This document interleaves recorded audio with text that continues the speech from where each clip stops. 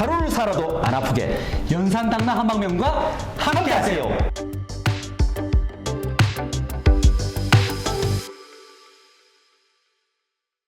반갑습니다. 연산당나 한방병원 병원장 성진웅입니다.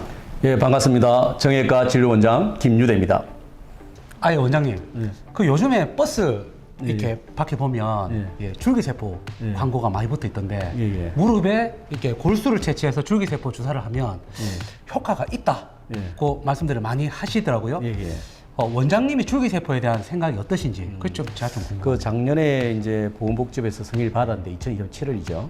그래 줄기세포 연구는 한 십몇 년 전부터 계속해서 연구되어 오던 거였습니다. 특히 2000대 초반 경우에는 정말 척추신경 손상 환자들, 거의 걷지도 못하는 환자들에게서 이 줄기세포에 대한 연구가 정말 죽은 척추신경까지 재생시키겠다는 희망과 기대가 있었습니다. 근데 이 아직까지는 이 줄기세포가 그 정도 단계까지는 가진 않았지만 계속적인 연구 개발로 인해서 이 보건복지부 신으로 기술 평가 그 통해서 효능과 이 관절의 통증도 감소되고 이런 효능과 안정성 이런 게 다 확보되어서 작년 2020년 7월 통과되어 승인을 받고 작년 말부터 여러 전문 병원에서 이 무릎의 관절 연골 손상에 줄기세포 주사를 투여하게 되었는데, 근데 중요한 것은 아무나 맞을 수 있는 주사는 아닙니다. 아주 초기 관절염이라든지 정말 관절이 다 망가져서 인공관절을 해야 될 정도로 관절염이 아주 심한 단계에서는 이 치료 방법이 적극적이 되지 못합니다. 그러면 그 분류를 볼 때 우리 일반적으로 하는 분류는 방사선 엑스레이 소견의 켈그랜 그레이더, 뭐 풀룸이라고 하면 켈그랜 로렌스 그레이더로 하는데 그 단계하고 ICRS에서 MRI 소견해서 켈그랜 그레이드는 보통 2단계에서 3단계, 그리고 ICRS를 보면 3, 4단계에 해당되어야 이 시술을 받을 수 있는 것으로 되어 있습니다. 이제 방금 켈그랜 로렌스 그레이드라고 말씀하셨는데 환자분들한테는 굉장히 생소한 등급이거든요. 이게 무릎의 어떤 퇴행성 변화의 정도를 나타내는 지표 맞죠? 예, 맞습니다. 그 부분에 대해서 좀 설명 좀 해주시면. 그래서 모든 영어가 들어가면 좀 어렵게 느껴집니다. 맞습니다. 뭐 KL 그레이드, 뭐 보건복지부에서도 거의 이 그레이드를 통해서 우리 주사들 있잖아요. 옛날에 히루안 플러스레스 히루안 주사, 연골 뭐 그 영양제, 어찌 보면 기름치는 주사를 하기도 하고, 요즘 각각맞는 콘주란 주사, 뭐 연골 보호도 되고 재생효과 좀 있다 이렇게 하는 주사하고, 또 카티졸에서 또 그 콜라겐 주사 이런 주사들도 전부 의료보험 기준에 들어 있거든요. 근데 그 그레이드를 할 때 전부 다 KL 그레이드, 방사선 엑스레이 그레이드로 해가지고 합니다. 근데 이 켈그랜 로렌스 그레이드는 원래 1957년도에 이 켈그랜과 로렌스 같이 합작 논문이 있습니다. 거기에서 이 관절염 분류 한 것이 처음 실렸는데 그게 지금까지 사용되고 있습니다. 그래서 기본적으로는 그레이드 0에서 그레이드 5가 있습니다.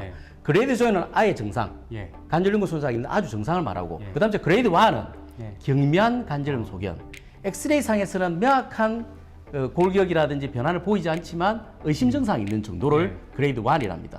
그리고 2하고 3 차이는 이제 간격이 50% 이상 증가되고 보통은 75% 이내.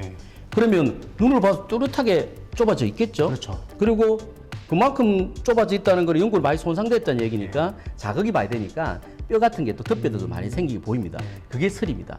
그레이드 4 같은 경우는 그 관절 간격이 거의 다 붙은 경우, 75% 이상이라 하지만 거의 다 붙어가 엑스레이상에서는 거의 그냥 간격이 없는 정도로 보일 걸 그레이드 4랍니다. 그레이드 4는 인공관절 수술이 정증이 됩니다. 그래서 이런 치료의 목적은 지금 무릎 쪽은 정말 좋은 주사들이 많이 나와 있습니다. 기본적으로 맨 처음에 히루안 주사라 해서 영양제 위주로 나왔고, 한 3, 4년 전부터는 콘주란에서 조금 더 업그레이드 주사, 비용은 조금 더 들지만, 그리고 콜라겐 주사, 이런 주사를 통해서 우리가 어느 정도 연골을 보호할 수가 있습니다.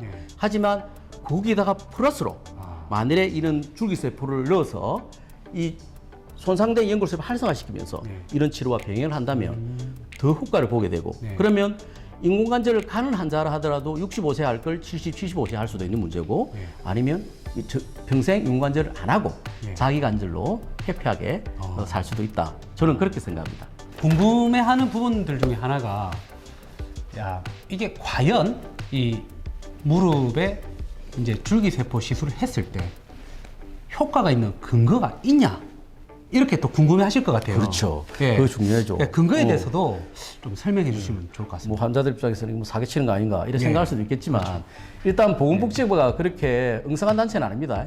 그 2023년 7월 달에 일단 신의료 기술로 이 통과를 시켰죠. 그럼 엄격한 검증을 거친 것도 있고 그리고 SCI 논문이라서 우리가 굉장히 엄격하게 논문 심사를 하는 게 있습니다. 그 논문에서도 여러 가지 결과를 보고하고 있는데 평균적으로는 이 주사를 맞고 이 주사 그러니까 골수에 추출한 이 줄기세포 주사 이 통증 완화와 기능 개선이 평균적으로는 50에서 60% 이상 개선이 되었고 그리고 한 2년 정도는 지속되었다 이런 연구가 있고 그리고 관절 연골 재생에서는 덧붙여서 조사를 했습니다. 원래 통과는 통증 완화와 기능 개선을 통과했지만 연골 재생에 대해서는 또 여러 가지 이제 논문을 보면 평균 경골 부위의 연골이 있고 대퇴골을 사고 있는 연골이 있거든요. 경골 부위의 연골은 평균 10에서 12% 이상. 그리고 대퇴골 쪽의 연골은 평균 15에서 16% 이상 이 손상된 연골 두께가 두꺼워졌다. 두꺼워졌다는 그 재생이 좀 되었다는 얘기죠. 그렇네요. 그래서 그런 여러 가지 좋은 논문 결과가 있기 때문에 그런 결과를 가지고 우리가 이런 시술을 결정하게 되는 것입니다. 좋네요. 일단 신뢰가 상당히 갑니다. 원장님 말씀 들어보니까 이 근거도 명확한 것 같고. 근데 이게 환자분들 또 궁금하신 부분이 그러면 이게 자가골수 줄기세포 치료가 이 수술을 대체할 수 있는 것이냐 아니면 수술 시기를 늦추는 것이냐. 좀 전에 설명 들어보니 수술을 늦추는 쪽으로 가는 게 맞는 거죠. 맞습니다. 그렇죠. 이 대체라는 거는 정증 같아야 되는 정증이 다릅니다.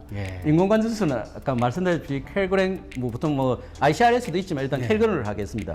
켈그렌에서 그레이드를 4 이상 뭐 설이면 아까 65 이상 나이도 있겠지만 일단은 4 이상이 되는 거고 이 주사는 그 인공관절 수술 가기 전에 최대한 인공관절을 늦추거나 인공수술을 하지 않기 위해서 보호하면서 자기가 쓸 수 있게 하는 그게 목적이 더 크다고 보면 됩니다. 4단계에서는 아예 적응적으로 되지 않을 뿐더러 효과가 떨어지기 때문에 그 4단계는 이 시술의 적응적이 되지 않는 것으로 보건복지부에서 고시하고 있습니다. 구독, 좋아요, 알람까지. 그럼 원장님 이게 시술의 어떤 그 성공을 높이기 위해서 이게 숙련도가 상당히 중요할 것 같은데요. 이 제가 볼 때는 이게 원장님처럼 이게 무릎 수술도 많이 해보시고 이 관절강내 주사도 좀 많이 해본 그런 경험이 있는 전문 분야의 의사 선생님한테 시술 받는 게 좋겠네요. 좀 당연히 그렇지 않겠습니까? 뭐 제가 제 자랑은 아니지만 이게 이 주사 놓는 부위가 무릎인데 무릎은 여러 가지 구조물들이 많습니다.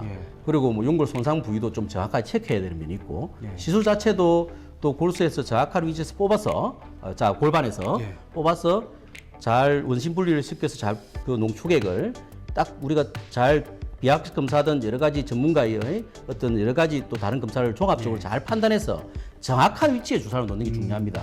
그래서 정형외과 전문의 아무래도 이쪽 경험 많은 특히 설관절 전문의 설관절 쪽으로 경험 많은 전문의는 이런 쪽 질환 관절염에 대한 질환에 많은 환자들의 경험도 있지만 이런 어떤 구조적인 어떤 아나토미라든지 그런 해부학적 구조도 잘 알기 때문에 좋고 특히 뭐 저 같은 경우는 제가 뭐 마산에서 무릎병원 뭐 무릎 쪽의 전문 병원에 또 부원장으로도 있었고 뭐 개원에 있을 때 또 무릎 편한 저 이름도 다 무릎이잖아요.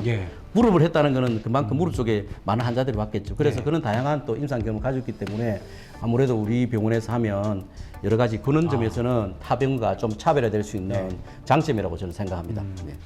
그러면 원장님 이게 시술을 받았어요 환자분이.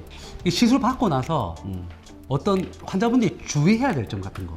뭐 그런 부분 설명해 주시면. 자, 이 또 이제 주사요법이기 때문에 우리가 좀 간단하게 할 수 있는 장점이 있죠. 아무래도 뭐 주사로 뽑아서 하지만 뽑을 때 약간 국수 마취를 하지만 약간 마취에 깨면 좀 아픈 면이 있긴 있지만 아주 통증이 그래 많지는 않을 거고 그리고 특별한 부상이 없고 이런 장점이 될 수 있는데 이제 주사를 줘서 이 관절 연골을 어느 정도는 보호하는 효과는 있지만 이 주사요법이 완치하는 건 아니거든요.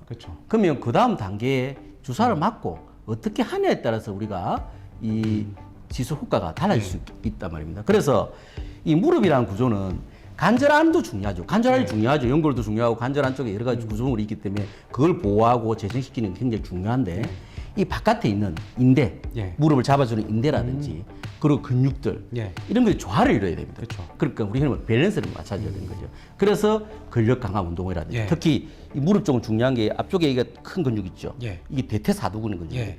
이 근육이 강화되어야만 이 설계골 질환도 좀 줄일 수 있습니다. 이 설계골 잡아주면서 설골 밑에도 연골이 있거든요. 예. 그 연골 손상돼서 통증을 호소하는 분도 많아요. 예, 많죠. 그것도 관절염 일종이죠. 그래서 그런 것도 예방할 수도 있고 전체적인 보호 효과도 있고 그래서 대퇴사두근 근력 운동을 꾸준히 하는 것도 중요하고 그리고 생활 습관, 예. 생활 습관 쪼그라는 자세들. 아무래도 많이 쪼그려 앉으면 관절 연골에 압박이 씌워지면서 그만큼 손상이 더 증가한단 말이에요. 예. 특히 40세 이상이 되면 이 40세 이상이 되면 이 우리 무릎 연골 성분 중에 중요한 구성 성분이 만약에 수분을 제한다면 콜라겐이거든요. 예. 거의 75% 이상. 예. 콜라겐이 주 성분이란 말이에요. 근데 콜라겐이 40대가 되면 예. 굉장히 반 이하로 줄어들어 버려요. 줄어드니까 그만큼 연골이 예. 외상이 취약해지고 예. 하기 때문에 그래서 40세에 더 특별한 관리, 뭐 여러 가지 주사로 맞으면서 관리하지만 아까 전에 말했던 근육 강화라든지 여러 가지 생활 습관을 철저히 건강한 생활 습관을 해서 하는 게 이 주사 후에 치료 효과를 높이는 데 큰 도움이 됩니다. 예. 어유 말씀.